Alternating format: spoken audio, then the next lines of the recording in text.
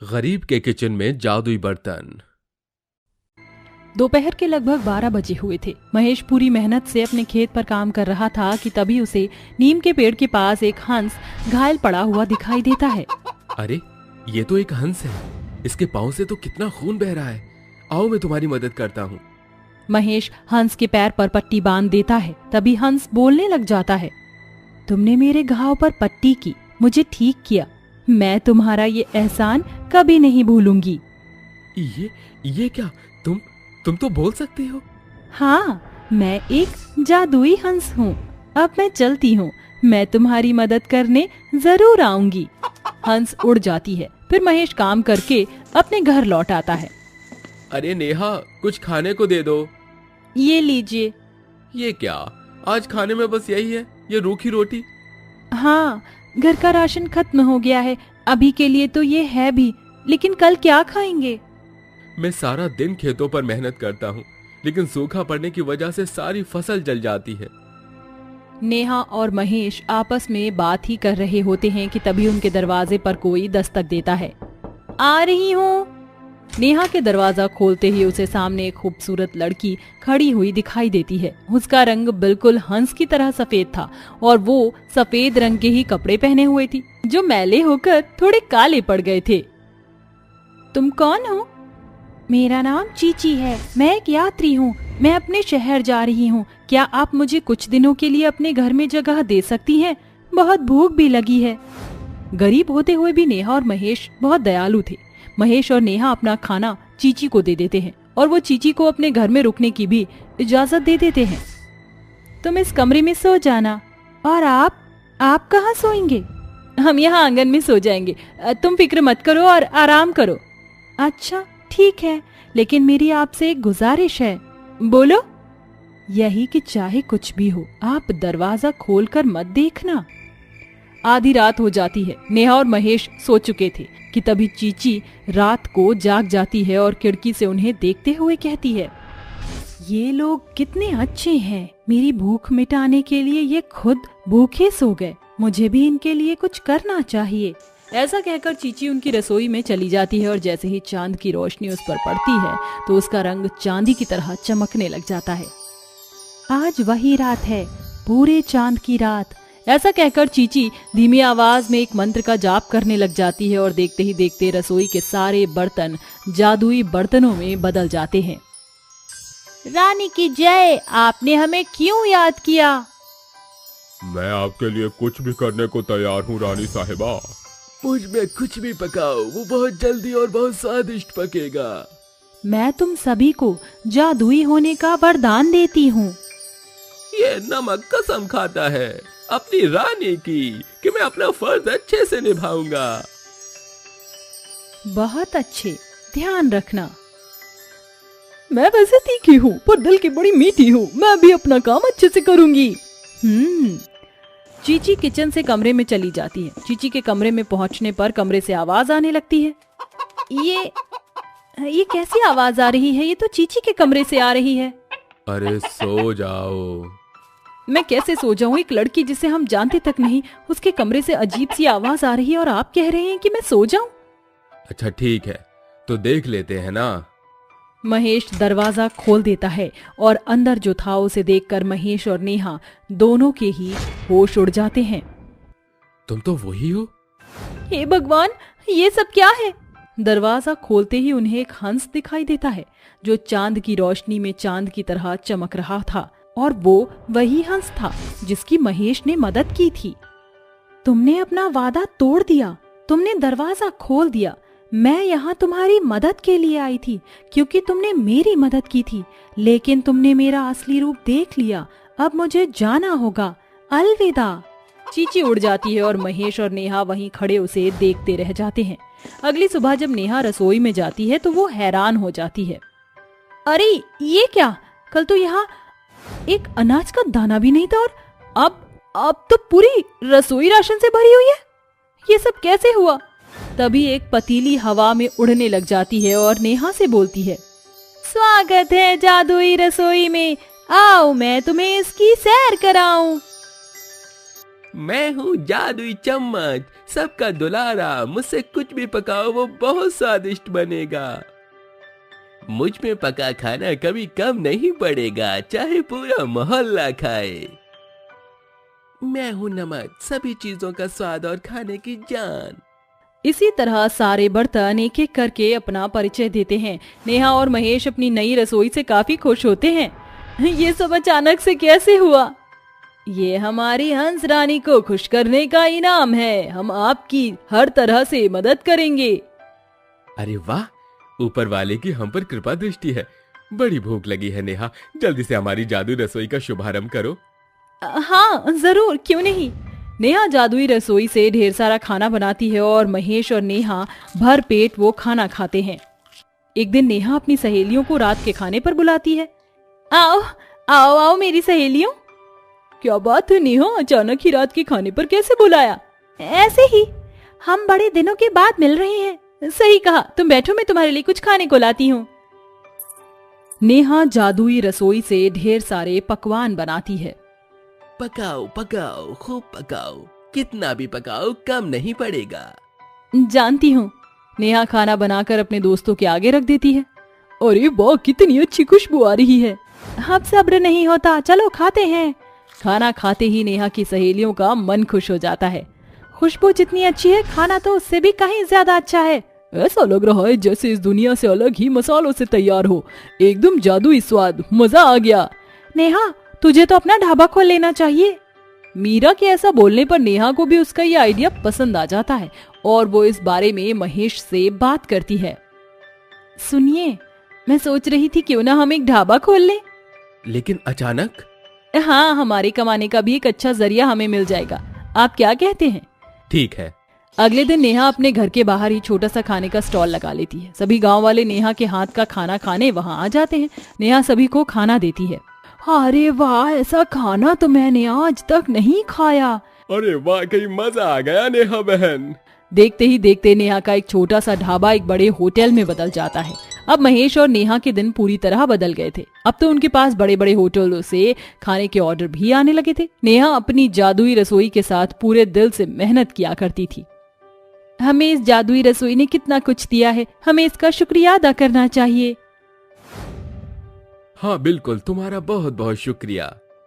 ये तो हमारा फर्ज था, हमने अपनी रानी को दिया हुआ वचन निभाया है और आगे भी निभाते रहेंगे। इसी तरह महेश और नेहा की अच्छी नीयत और साफ दिल उन्हें ऊंचाइयों पर ले आई। इसीलिए तो कहते हैं कि कोशिश करने वालों की कभी हार नहीं होती। गोमती बहुत ही गरीब थी। उम्र के बढ़ते पैमाने पर ही वह बड़े लोगों के घरों में बर्तन चौका करके अपनी 3 बहुओं और पोते पोतियों का पेट पाल रही थी। उसकी मालकिन दिव्या बहुत ही खड़ूस थी। वह किसी न किसी बहाने से उस गरीब के पैसे से कटौती कर ही लिया करती थी। ये लो गोमती मौसी, आपका इस महीने का हिसाब 800 रुपए। मगर मालकिन, मेरी पगार तो 1500 रुपए है, 700 रुपए कम है। अच्छा, तो अब आप 700 का लेखा जोखा लेंगी? और महीने भर आप जो लेट लतीफ हुई हैं उसका क्या? हाँ, तुम गरीब होते ही ऐसे हो, पाई पाई के पीछे खिटपिट करना खूब आता है तुम्हें। वैसे मैंने कल से दूसरी बाई को बुलाया है। मगर क्यों मालकिन? क्योंकि अब आपके कामों में बिल्कुल बारीकी नहीं। घंटा भर तो आपको बर्तन घिसने में लगता है और झाड़ू पोछे के पीछे आप सारा दिन खपा देती हो। अब मेरा घर बख्श दो। काम छूट जाने के डर भर से गरीब गोमती की आंखों के आगे अपनी बहू और बच्चों का उदास चेहरा नाचने लगता है, जिस पर गोमती गिड़गिड़ाती हुई कहती है, नहीं नहीं मालकिन, मुझ गरीब पर ऐसा गजब मत ढाइए। अगर आप मुझे काम से निकाल देंगे तो मेरे घर परिवार में दाने दाने पर आफत छा जाएगा। अरे मैंने तुझ गरीब का ठेका थोड़े लिया है, चल फुट यहाँ से। हाँ।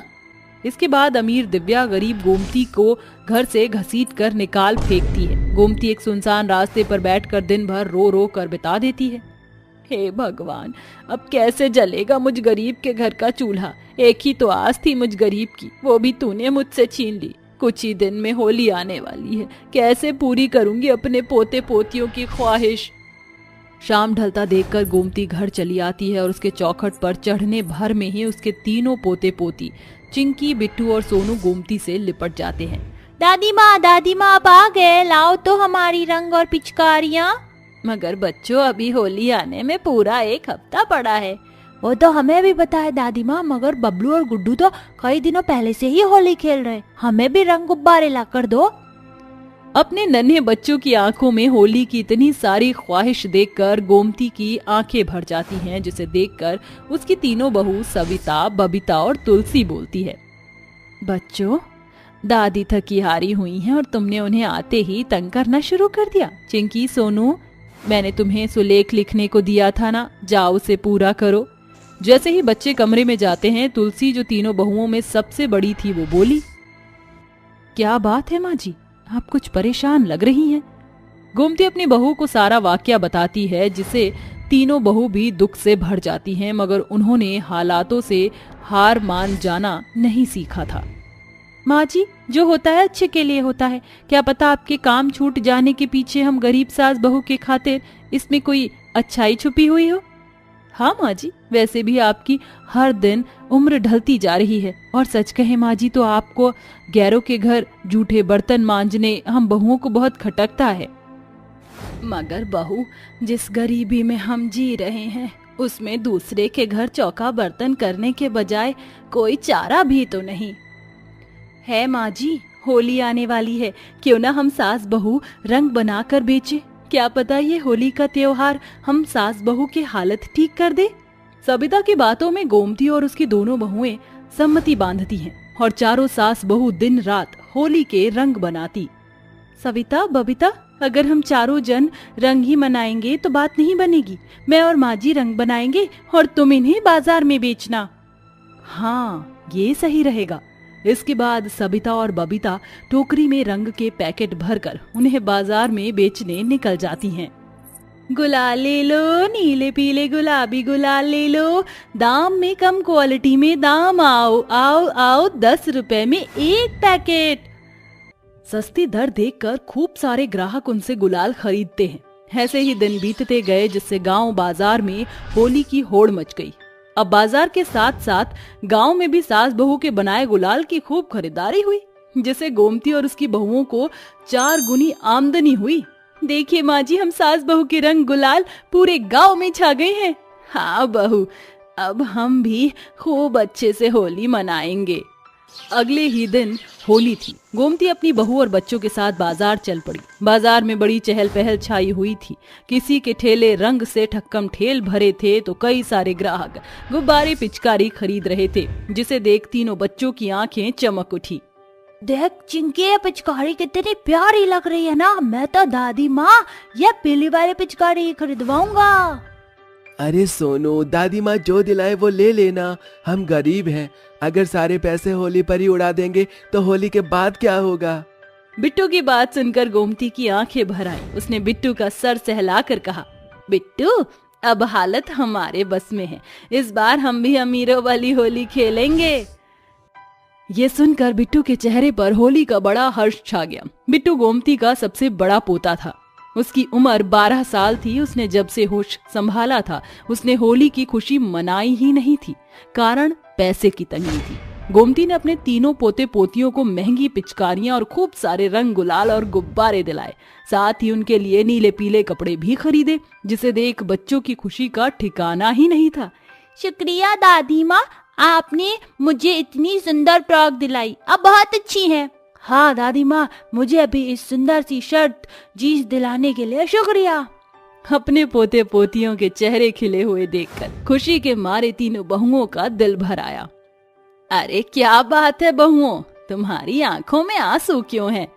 खुशी के आंसू हैं माँ जी, इस बार हम गरीब भी इतनी धूमधाम से होली जो मना रहे हैं। चलिए अब घर चलते हैं।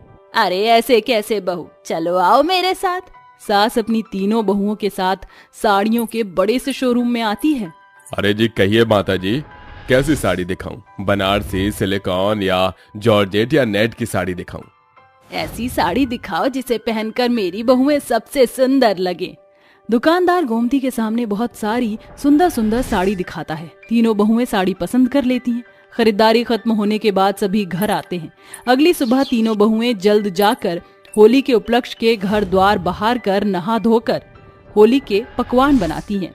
बबीता, जाकर आंगन में रंगोली बना दो, मैं और तुलसी भाभी बाकी का पकवान बना लेंगी। जी ठीक है। थोड़ी ही देर में गोमती रसोई में आती है। तीनों बहुएं गोमती को गुजिया खिलाकर उसका मुंह मीठा करती हैं और उसे रंग लगाकर होली की बधाई देते हुए सास के पैर छूती हैं। होली की बहुत बहुत बधाई हो माँ जी। तुम तीनों बहुओं को भी होली मुबारक हो बहुओं। उस पल सास बहू की आंखें भरी हुई थी। तभी गोमती के तीनों पोते पोती पिचकारी में रंग भरकर दादी को भिगोते हैं। हैप्पी होली दादी माँ। हैप्पी होली मेरी आंखों के तारों। जाओ जी भरकर होली खेलो। चलो बहू हम भी होली खेलते हैं। माँ जी हम होली खेलेंगे मगर हमारे घर आंगन में होली की होड़ मची हुई है। मगर हमारे गांव के कई घर ऐसे हैं जहां होली की खुशी नहीं बल्कि गरीबी और गम का माहौल छाया हुआ है। हमें होली की ये खुशी उनके संग बांटनी चाहिए। हाँ क्यों नहीं, भगवान ने हम सास बहू की बिगड़ी बनाई है। अगर हम किसी की खुशियां खरीद सकते हैं तो इससे अच्छा क्या होगा। इसके बाद गोमती और उसकी बहुएं अड़ोस पड़ोस के सभी घरों में पकवान मिठाइयां और रंग गुलाल बांटती हैं। जिसके बाद आखिर में वह खुद भी खुशी खुशी रंगों भरी होली खेलती हैं। गोमती और उसकी गरीब बहुओं ने कहाँ सोचा था कि होली का ये पर्व उनके बिगड़े हालात बना कर जाएगा, जिससे वह खुद भी अमीरों जैसी होली खेलते हैं, साथ ही गरीबों के होली के त्योहार को भी खुशियों के रंग से भर देते हैं।